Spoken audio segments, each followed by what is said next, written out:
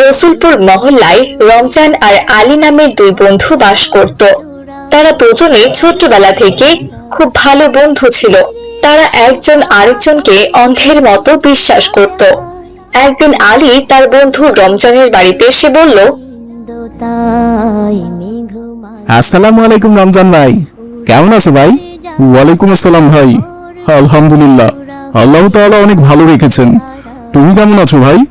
আলহামদুলিল্লাহ, মহান আল্লাহ তাআলা আমারও ভালো রাখছেন। রমজান ভাই, তোমার কাছে একটা উদ্দেশ্য নিয়ে আইলাম, আশা করি তুমি ফিরাইয়া দিবা না। আরে কি বলো ভাই আলী, ফিরিয়ে দেওয়ার তো কোনো প্রশ্নই আসে না। বলো বলো, কি দরকার তোমার? ভাই রমজান, তুমি তো জানোই আমি এবার হজে যাচ্ছি, আমার সাথে তোমার ভাবিও যাচ্ছে। আমাদের বাসায় তো আর কেউ নাই, আর আমার ছেলে তো হোস্টেলে থাকে। মাশাআল্লাহ ভাই, তুমি হজে যাচ্ছ সেটা তো আমি জানি, তা বলো আমাকে কি করতে হবে ভাই? ভাই বেশি কিছু না, আমাদের বাসায় একটা আম গাছ আছে, সেই গাছে সব আম পেকে গেছে, কিন্তু আমার ছেলেটা বলছিল সে বাড়ি আইসা বাড়ির গাছের আম খাইবো, তাই আমি আমার গাছের আমগুলা পাইরা তোমাদের ফ্রিজে রাইখা হজে যেতে চাই আর কি। আমার ছেলে হোস্টেল থেকে আইসা ওই আমগুলো তোমার থেকে লইয়া খাইবো নে। আরে ভাই আলী, এ আর কি এমন কঠিন কাজ? তুমি এখনই আমগুলো আমাকে দিয়ে যাও, আমি অবশ্যই তোমার আমগুলো হেফাজতে রেখে দেবো। আর ইনশাল্লাহ তোমার ছেলে হোস্টেল থেকে ফিরে এলেই তাকে আমি তার আম বুঝিয়ে দেবো। তুমি যে আমার কি উপকারটা করলা রমজান ভাই, তাইলে আমি এখনই গিয়ে আমগুলো নিয়ে আসি। হ্যাঁ হ্যাঁ ভাই আলী, অবশ্যই, তাড়াতাড়ি যাও। এরপর আলী বাসায় গিয়ে তার গাছ থেকে আমগুলো পেড়ে একটি মাটির হাঁড়িতে করে নিয়ে রমজানের বাড়িতে এলো। এই নাও রমজান ভাই, আমগুলা রাইখা দাও। দাও দাও ভাই, আমি আমগুলো ফ্রিজে যত্ন করে রেখে দেবো, আর তোমার ছেলে ফিরে এলেই তাকে দিয়ে দেবো। আচ্ছা ঠিক আছে ভাই, আমি তাহলে এখন আসি, আমাদের জন্য দোয়া করো। আসসালামু আলাইকুম ভাই। ওয়ালাইকুম আসসালাম ভাই, সাবধানে হজে যেও ভাই। ঠিক আছে ভাই। এই কথা বলে আলী সেখান থেকে চলে গেল এবং তার স্ত্রীকে নিয়ে হজ করতে সৌদি আরবের উদ্দেশ্যে রওনা দিল। এভাবে বেশ কিছুদিন কেটে গেল। একদিন রমজানের মেয়ে মিলি তার মাকে এসে বলল, মা, আমার খুব আম খেতে ইচ্ছে করছে, আমাকে কটা আম দাও মা। কি বলছো মা মিলি, আমাদের গাছের সব আম তো শেষ হয়ে গেছে, তুমি তো সব আম খেয়ে ফেলেছো, এখন আমি আম কোথায় পাবো বলো? আমি কিছু শুনতে চাই না মা, আমাকে আম দাও। কোত্থেকে পাবে আমি তো জানি না, আমার এক্ষুনি আম চাই, আমাকে আম দিতেই হবে। মিলি যখন আম নিয়ে তার মায়ের সাথে জেদ করছিল, ঠিক তখনই সেখানে রমজান চলে এলো। কি ব্যাপার জামিলা, মিলি কি নিয়ে জিদ করছে? আর বলবেন না, আপনার মেয়ে যে জিনিস ঘরে থাকে না সেটা নিয়ে সবসময় জেদ করে। কি হয়েছে মা মিলি, জেদ করছো মায়ের সাথে? কেন মা? বাবা, আমি আম খাবো। আম? আমাদের গাছের আম তো শেষ হয়ে গেছে মা, আমি বিকেল বেলা তোমার জন্য হাটে গিয়ে বড় বড় আম দেখে কিনে নিয়ে আসবো না। না না, আমার এক্ষুনি আম চাই, আমায় এক্ষুনি আম দাও। উফ, কি যে মুশকিলে পড়লাম, মেয়েটা সবকিছু নিয়ে জেদ করতে থাকে, এখন আমি আম পাবো কোথায়? এরপর হঠাৎ করে মিলির মা জামিলার মনে পড়ে গেল যে তার স্বামীর বন্ধু আলী তাদের ফ্রিজে এক হাঁড়ি আম রেখে গেছে। ওগো, আমি বলছি কি, আমাদের বাড়িতেই তো আম আছে বলো। কি বলো জামিলা, আম? আম কোথায় পেলে? কেন, আপনার বন্ধু আলী ভাই আমাদের ফ্রিজে এক হাঁড়ি আম রেখে গেছে, সেটা কি আপনার মনে নেই? এসব তুমি কি বলছো জামিলা? আমার বন্ধু আলী তো ওই আমগুলো আমার কাছে আমানত হিসেবে রেখে গেছে, আর আমি কিনা সেই আমানতের খেয়ানত করে ওখান থেকে আম মিলিকে দেবো? আরে, মিলি কি আর সব আম খাবে নাকি বলুন তো? ওকে দুটো আম দিলেই তো ও খুশি হয়ে যাবে, তারপর না হয় আপনি বাজার থেকে কিছু আম কিনে এনে সেখানে রেখে দেবেন। কিন্তু তবু এটা করা ঠিক হবে না, আলী বলেছিল তার ছেলে হোস্টেল থেকে ফিরে এলে সে আমগুলো নিয়ে যাবে। আর কবে ফিরে আসবে? প্রায় আমগুলো রাখার 1 মাস হয়ে গেল, একবারও তো আমরা আমগুলো খুলে দেখিনি। আমগুলো তো এতদিন থাকার ফলে পচেও যেতে পারে, তাই আমরা যদি এই আমগুলো খেয়ে ওখানে ভালো আমগুলো রেখে দিই তাহলে ওনার ছেলে খুশি হয়ে যাবে।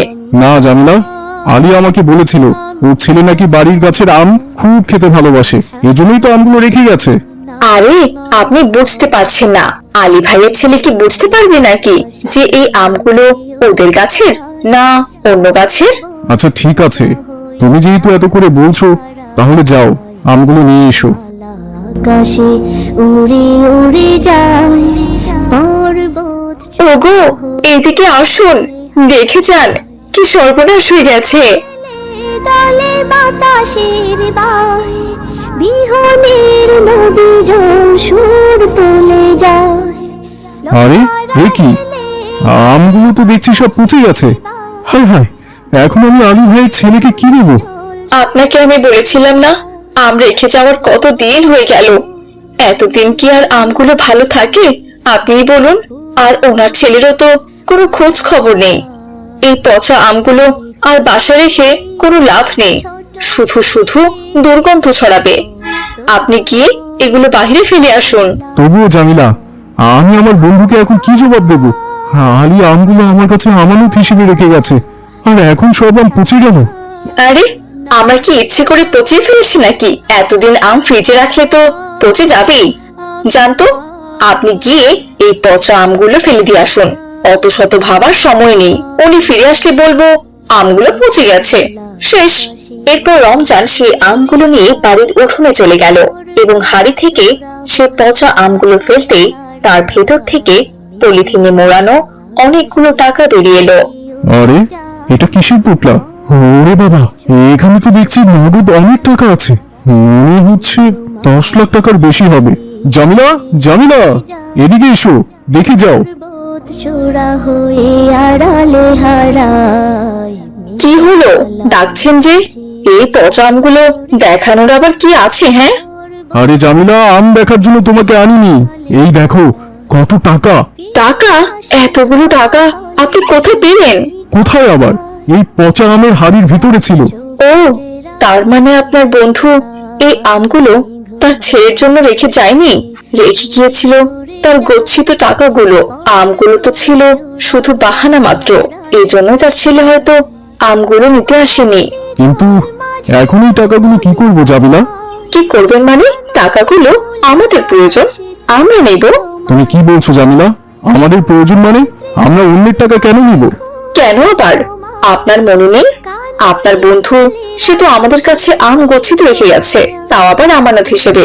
টাকা তো নয়, আপনি বাজার থেকে কিছু আম কিনে এনে এই হাড়িটা ভরে রাখুন। আপনার বন্ধু ফিরে এলে তাকে আমরা সে আমের হাড়িটাই ফিরিয়ে দেব। টাকাগুলো সে আর ফিরে পাবে না। কিন্তু জামিলা, আর কোনো কিন্তু নয়। আপনার সংসারে থেকে আমি অনেক কষ্ট সহ্য করেছি।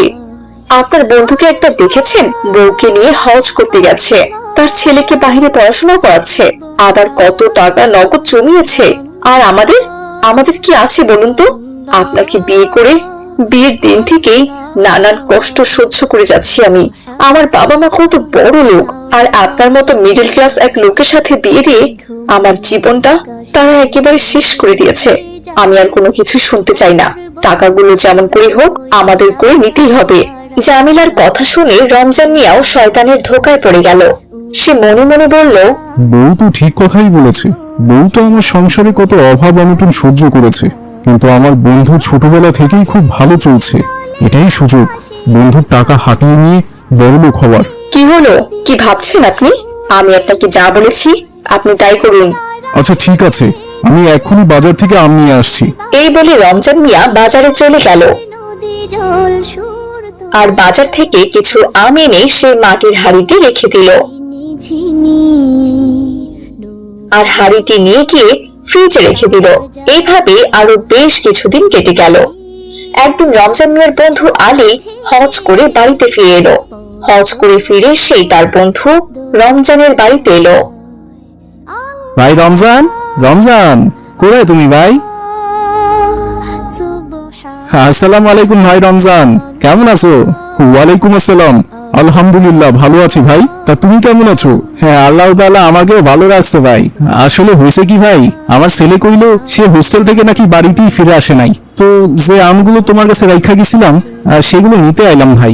আজ বিকেলেই আমার ছেলে হোস্টেল থেকে বাড়িতে ফিরে আইবো। হ্যাঁ ভাই আলী, চিন্তা করো না, তোমার রেখে যাওয়া আমানত সেভাবেই আছে। তুমি যেভাবে সেগুলোকে রেখে গিয়েছিলে আমি এক্ষুনি আমগুলো এনে দিচ্ছি।